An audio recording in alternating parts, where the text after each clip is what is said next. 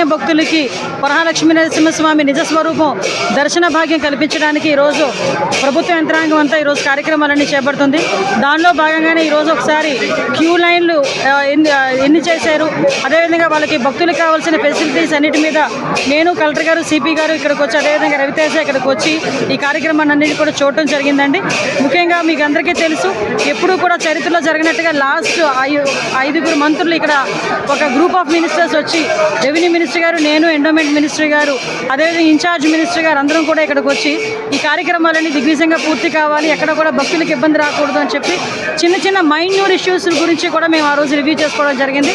దానికి అనుగుణంగానే ఈరోజు దేవాదాయ శాఖ, అదేవిధంగా రెవెన్యూ డిపార్ట్మెంట్, మన కలెక్టర్ గారు, పోలీస్ డిపార్ట్మెంట్ అందరూ కూడా కోఆర్డినేషన్తో అన్ని ఏర్పాట్లు కూడా పూర్తి చేసుకున్నారు.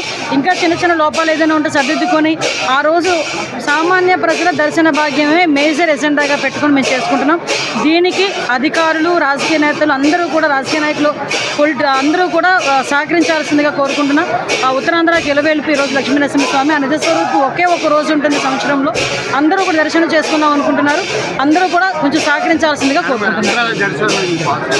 అంతరాలయ దర్శనాలు కూడానండి కొంతవరకు మాత్రమే పెట్టుకున్నాము. అంటే 6 గంటల వరకు, అంటే 3 గంటల నుంచి 6 గంటల వరకు ఒక క్రైటీరియా పెట్టుకున్నారు.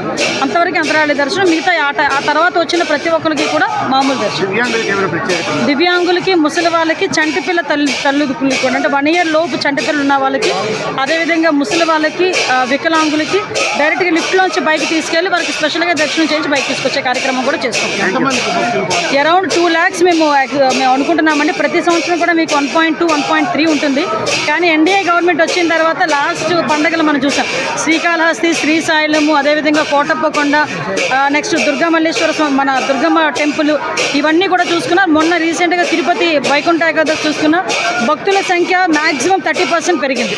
సో ఇక్కడ కూడా అదే రకంగా పెరుగుతుందని అంచనా ఉంది. 2 లక్షల వరకు భక్తులకు కావాల్సిన అన్ని సదుపాయాలు ఇస్తాం. ఫ్యాన్లు ఉన్న చోట ఫ్యాన్లు ఉంటాయి.